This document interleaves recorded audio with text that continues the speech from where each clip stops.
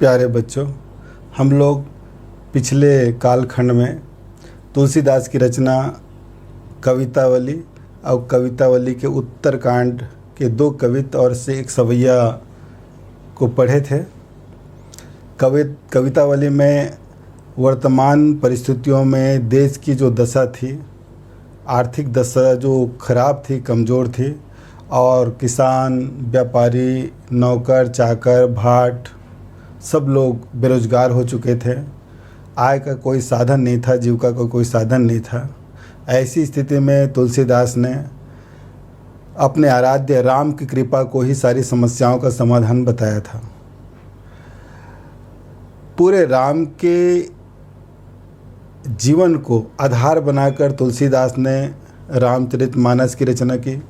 और रामचरितमानस के लंका कांड में जब राम रावण युद्ध जब चल रहा था, तो राम रावण युद्ध के बीच में मेघनाथ जब शक्ति बाण से प्रहार करते हैं लक्ष्मण पर, तो शक्ति बाण लगने से मूर्छा की अवस्था आ जाती है लक्ष्मण की।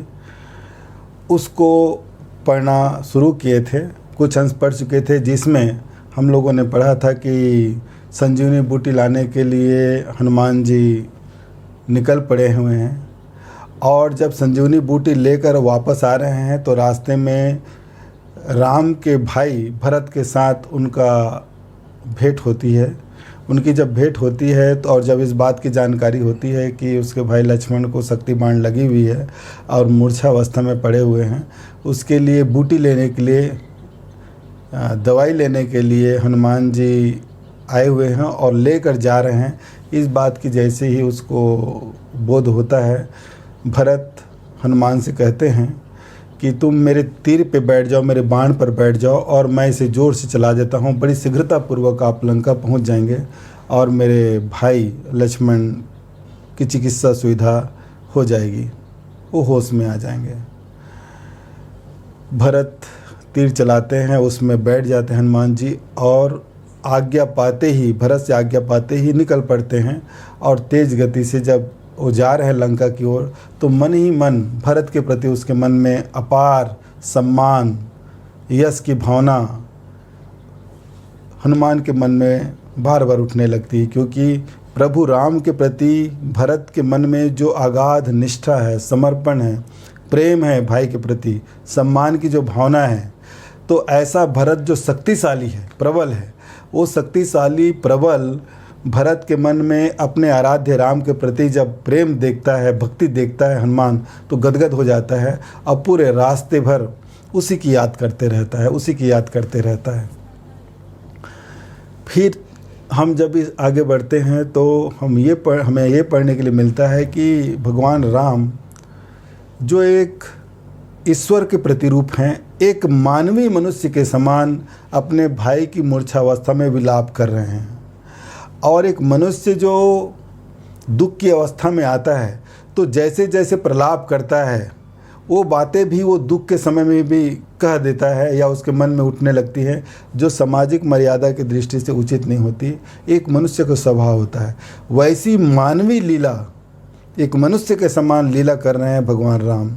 अपने भाई लक्ष्मण को बार बार उठा रहे हैं, उठो भाई, उठो भाई, तुम इतने कोमल स्वभाव के हो कि तुम मुझे थोड़ा भी कष्ट में नहीं देख पाते थे, और आज देखो तुम मूर्छावस्था में पड़े हुए हो और मैं तुम्हारे इस दशा को देखकर विलाप कर रहा हूँ, प्रलाप कर रहा हूँ। उठो भाई, उठो। तुमने मेरी रक्षा के लिए, मेरे सुखों को ध्यान में रखते हुए भवन को छोड़कर, राजमहल को छोड़कर 14 वर्ष के वनवास मेरे साथ तुम निकल पड़े। तुम यहाँ गर्मी में और शीत में भी मेरी रक्षा करने के लिए तरह तरह के उपाय करते रहे। यानी मेरे सुखों के लिए तुमने अपने जीवन के सारे सुखों का त्याग कर दिया। ऐसा भाई तुम मूर्छित अवस्था में पड़े हुए हो, मैं कैसे इसको बर्दाश्त कर पाऊँगा मैं। उठो भाई, उठो। मैं यदि जानता कि जंगल में हमको इस प्रकार की मुसीबतों का सामना करना पड़ता कि मेरे भाई को शक्ति बाण लग सकती है, तो मैं कभी अपने पिताजी की बात को नहीं मानता। दुनिया में पत्नी मिल सकती है, पैसा मिल सकता है, परिवार मिल सकता है, पर तुम्हारे जैसा भाई नहीं मिल सकता। मैं अवध जाऊंगा तो क्या मुँह लेके जाऊंगा? ऐसा अपयश मैं कैसे ये मेरा हृदय सह पाएगा। ये देवता लोग मेरी क्या कठोर परीक्षा ले रहे हैं।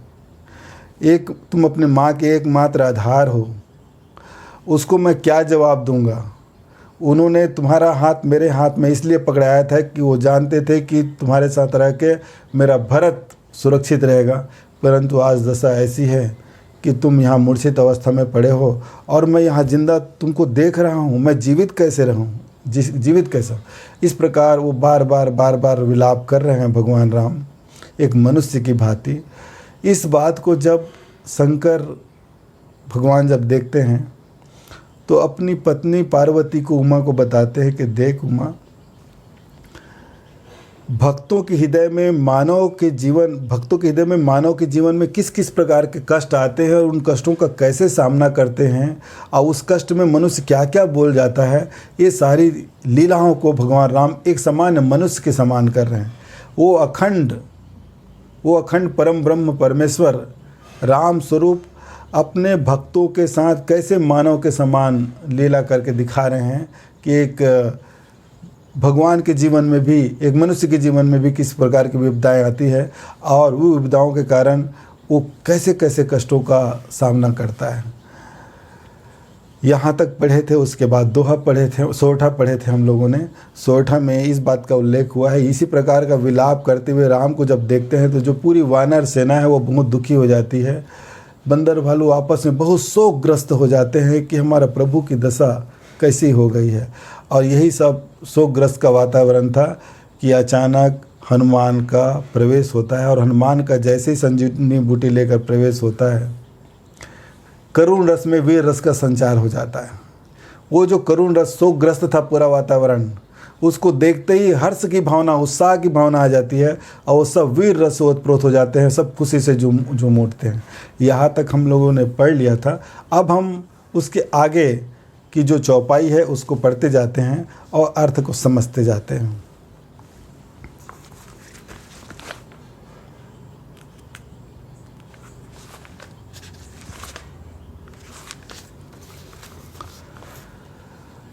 हरसि राम भेटौ हनुमाना, अति कृतज्ञ प्रभु परम सुजाना। तुरत वैद तब कीन्ही उपाई, उठी बैठी लक्ष्मण हरसाई। जैसे ही हरसि राम भेटौ हनुमाना, जैसे ही हनुमान का आगमन हुआ, राम हर्षित होकर उठ पड़े और जाकर उन्होंने उसको गले लगा लिया, हनुमान को गले लगा लिया, जिसकी घोर प्रतीक्षा हो रही थी कि कब हनुमान संजीवनी बूटी लेकर आए और मेरे भाई का इलाज हो सके। और वो हनुमान का जब आगमन होता है तो भगवान राम हर्षित होकर खुशी से झूम उठते हैं और जाके गले लगा लेते हैं। और उनके मन में क्या उठ रहा है? अति कृतज्ञ प्रभु परम सुजाना। और उनके प्रति कृतज्ञता से भर जाते हैं, आभार से भर जाते हैं, धन्यवाद से भर जाते हैं कि मैं तुम्हारे प्रति कैसे कृतज्ञता व्यक्त करूं। मन ही मन परम प्रभु परमात्मा राम उसको गले लगाकर मन ही मन उसके प्रति आभार व्यक्त करते हैं कि तुमने उतनी दूर दुर्गम जगह पर गए और वहाँ से तुमने संजीवनी बूटी लाई और संजीवनी बूटी निर्धारित समय में लेकर आ गए। मैं तुम्हारे प्रति कैसे कृतज्ञता व्यक्त करूं। बोल नहीं पा रहे थे परंतु गले लगाकर बार बार इसी भाव को व्यक्त कर रहे थे प्रभु राम।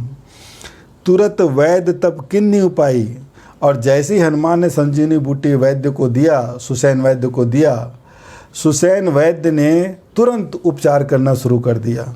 तुरत वैद्य तब किन्नी उपाई, तुरंत उपाय करने लग गए। और जैसे ही उपचार हुआ तब फिर क्या हुआ? उठी बैठे लक्ष्मण हरसाई। जैसे ही इलाज और दवाई उसके शरीर में प्रवेश किया, लक्ष्मण उठकर बैठ गए और हर्षित ढंग से पूरे अपने भाई को देखने लगे, वानर सेना को देखने लगे। इस दृश्य को देखकर फिर आगे क्या होता है? हृदय लाई प्रभु भेटौ भ्राता, हर्ष सकल भालू कपिव्राता। कपि पुनि वैद्य तहाँ पहुँचावा, जेहि विधि तबहि ताहि लई आवा। हृदय लाई प्रभु भेटौ भ्राता। जैसे ही लक्ष्मण का उपचार हुआ, लक्ष्मण उठकर बैठे तो वो भी हर्षित हुए। साथ ही तुरंत भगवान राम अपने भाई को, अपने भ्राता को हृदय से लगा लिए, भेंट करने लगे। हृदय लाई प्रभु भेटो भ्राता, अपने भाई को जोर से गले लगा लिया।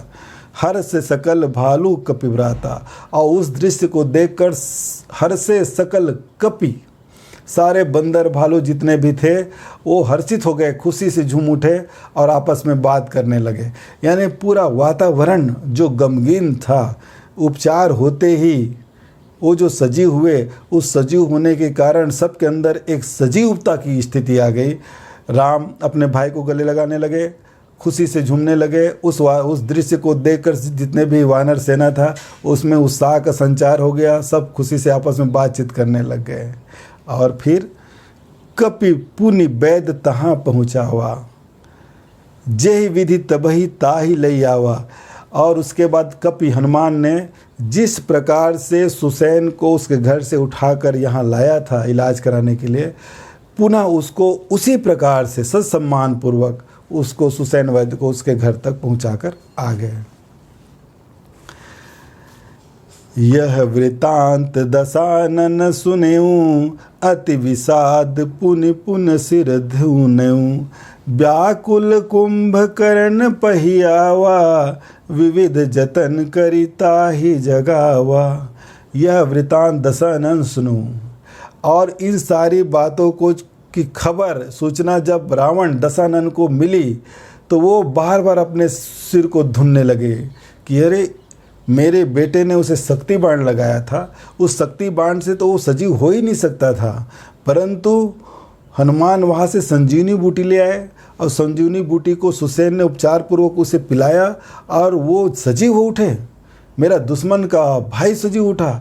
इस बात की जब सूचना या खबर उसको मिली तो बार बार अपने सिर को पीटने लगे, धुनने लगे और व्याकुल होने लगे कि मेरा दुश्मन फिर जाग गया है। और व्याकुल कुंभकर्ण पहियावा, विविध जतन करी ताहि जगावा। और व्याकुल रावण तुरंत अपने भाई कुंभकर्ण के पास उठाने के लिए पहुंच गए। और वो कुंभकर्ण जो 6 महीना सोता था, खा पी के पड़ा रहता था, उस कुंभकर्ण को जगाना बहुत कठिन कार्य था।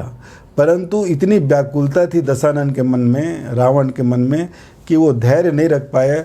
तुरंत अपने भाई कुंभकर्ण से मदद मांगने के लिए पहुंच गए और कई प्रकार से विधि कर करके, जिस प्रकार से जय विधि, जिस प्रकार से भी जागे, सब प्रकार से उसको जगाने लगे। बड़ी मुश्किल से कुंभकर्ण जागा। उसके बाद का क्या दृश्य है देखिए आप। जाग निसीचर देखई कैसा, मानहु काल देह धरी बैसा। जागा निशिचर दिखई कैसा, और वो जागा हुआ निशिचर राक्षस कुंभकर्ण कैसा दिख रहा है। मानव काल दे धरी, मानो काल ही, मौत ही, यमराज ही देह धारण किया हुआ है। उसका शरीर इतना भयानक था, राक्षस था, और राक्षस का देह ऐसा दिख रहा था मानो यमराज ही शरीर धारण करके यहाँ पर जाग गया है। कुंभकर्ण बूझा कहु भाई, काहे तव मुख रहे सुखाई। उसके बाद जागा हुआ कुंभकर्ण बूझा कहु भाई, अपने भाई से पूछता है, क्या बात है भाई, तुमने मुझे क्यों जगाया है? मैं घोर निद्रा में था, ऐसी क्या आपदा आ गई कि तुम मुझे यहाँ पे जगाने आए हो? खुद अपने संदेशवाहक दूत को जगाने नहीं भेजे, खुद आए हो, और तुम्हारा मुंह सूखा हुआ है। क्या व्याकुलता है जिसके कारण तुम धैर्य नहीं रख पाए और मुझे जगाने आ गए हो? जब पूछते हैं कुंभकर्ण तो क्या जवाब देते हैं? कथा कही सब तेहि अभिमानी, जेहि प्रकार सीता हरियाणी। जब भाई पूछता है तो अभिमानी रावण सारी घटना को अभिमान पूर्वक बताता है, घमंड पूर्वक बताता है कि कैसे कैसे मैंने सीता का हरण किया, क्यों हरण किया और किस प्रकार हरण किया, उसका सिलसिलेवार पूरा वृतांत कुंभकर्ण को वो बताने लगे। और जब बता रहे थे तो अभिमान उसके भीतर दिख रहा था, घमंड उसके भीतर दिख रहा था। कथा कही सब ते ही अभिमानी, जेहि प्रकार सीता हरियाणी। इस प्रकार सारी कथा को वृतांत पूर्वक पूरा सिलसिलेवार उसको बता दिया। तात कपिन सब निशिचर मारे, महा जोधा संघारे। हे भाई तात, हे भाई कपिन वानरों ने मेरे बड़े बड़े निशिचर को, मेरे बड़े बड़े राक्षसों को मार कर रण क्षेत्र में गिरा दिया। हम युद्ध करने के लिए हमारे जो ताकतवर जो राक्षस, हमारी राक्षसी सेना थी, जब युद्ध क्षेत्र में जाती थी तो वहाँ पर उसकी वानर सेना, राम की वानर सेना उसको मार देती थी रण क्षेत्र में। महा जोधा संघारे, हमारे बड़े बड़े योद्धा जिसको पराजित करना असंभव था, उस योद्धाओं को भी उस वानर सेना ने मार दिया है। वो सब सहार हो गए, वो सब मारे गए हैं, युद्ध क्षेत्र में पड़े हुए हैं। ऐसी विपदा आई हुई है। और बताते हुए क्या कहते हैं, दुर्मुख सुर रिपु मनोज आहारी, भट अतिकाय अकंपन भारी। दुर्मुख, ऐसे ऐसे हमारे दुर्मुख राक्षस जिसका मुख दुष्टता से भरा हुआ था। दुर्मुख एक राक्षस का भी नाम है और इसका एक व्यापक अर्थ भी है जिसका मुख दुस्साहस से भरा होता है। ऐसे दुर्मुख राक्षस सुर रिपु, सुर माने देवता, रूपी माने दुश्मन, देवताओं के दुश्मन बड़े बड़े, मनुज आहारी, जो मनुष्य को बड़े आसानी पूर्वक आहार बना लेते थे, ऐसे मेरे शक्तिशाली राक्षसी सेना, भट अतिकाय, भट माने योद्धा, बड़े बड़े विशाल काय वाले शरीर वाले योद्धा, अकंपन भारी, जो कभी कांपते नहीं थे, इतने भारी थे जिसको बड़े बड़े भय कपा नहीं पाते थे, ऐसे योद्धा। और अपर महोदर आदिक बीरा, अपर माने और दूसरा इसके समान महोदक, महोदर यानी जिसका उदर इतना बड़ा है कि कितने भी लोगों को खा ले तो भी उसके हृदय की पूर्ति नहीं होती। आदि वीरा, और बड़े बड़े वीर, परे समर मही सब रणधीरा, सब मारे गए हैं। और समर क्षेत्र में, युद्ध क्षेत्र में, रण क्षेत्र में सब मरे पड़े हुए हैं। रावण उसको बता रहे हैं कुंभकर्ण को कि किस कारण से और किस प्रकार से मैंने सीता माँ का हरण किया। अब वहाँ पे सीता माँ, उन्होंने कहा सीता का हरण किया, कहा सीता माँ हम लोग के लिए, हम भक्तों के लिए सीता का हरण किया। और उसको जब वृतांत को बता रहा था कि देख मैं कैसे उसका हरण किया, अपमान का बदला कैसे लिया, और उसके बाद बता रहे हैं कि जब युद्ध हो गया और युद्ध में हमारे बड़े बड़ी शक्तिशाली राक्षसी सेना, जिसका शरीर विशाल, ऐसे योद्धा जिसको पराजित करना सामान्य बात नहीं है, जो मनुष्य को आहार आसानी से बना लेते हैं, वो लोग भी रण क्षेत्र में मारे गए हैं। इस सारी बातों को वृतांत पूर्वक क्रमबद्ध पूरा अपने भाई कुंभकर्ण को बताए। उसके बाद